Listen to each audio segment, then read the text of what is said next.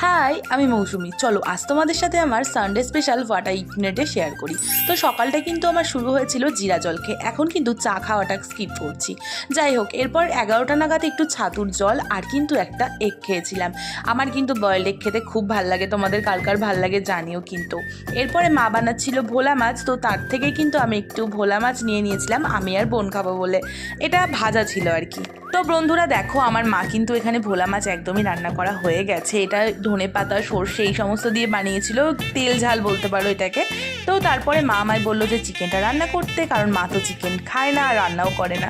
তো দেখো বন্ধুরা, আমি কিন্তু লবণ, হলুদ আর দিয়ে দিয়েছিলাম জিরের গুঁড়ো। আমার কিন্তু জিরের গুঁড়ো, আর এরপর তো দই দেবো, মানে টক দই। আমার কিন্তু চিকেন বলো সব কিছুতেই টক দই দিয়ে খেতে খুব ভালো লাগে, তো একটু টক দইও দিয়ে দিলাম। আর দিয়ে দিয়েছিলাম সর্ষের তেল। এরপরে চলো বেশ কিছুক্ষণ কিন্তু ভালো করে ম্যারিনেট করে নিলাম সমস্তটাই। তো দেখো আমার কিন্তু ম্যারিনেট করা হয়ে গেছে। আর এরপরে কিন্তু কড়াইতে মশলাটা কষিয়ে আমি আমার ম্যারিনেট করা চিকেনটাকে দিয়ে দিলাম। দেখতে পাচ্ছ কি টেস্টি যে লাগছিল দেখতে, কি বলবো। তো এরপরে কিন্তু বেশ খানিকক্ষণ কষিয়ে কষিয়ে রান্না করে নিলাম। আজকে দেখো লাঞ্চে ছিল চিকেন, আলু উচ্ছে ভাজা, আর সাথে একটু ভোলা মাছও নিয়েছিলাম। দারুণ করে কিন্তু আমার আজকে সানডে স্পেশাল লাঞ্চ হলো। আর রাতে খেয়েছিলাম এই এগ চাউমিনটা।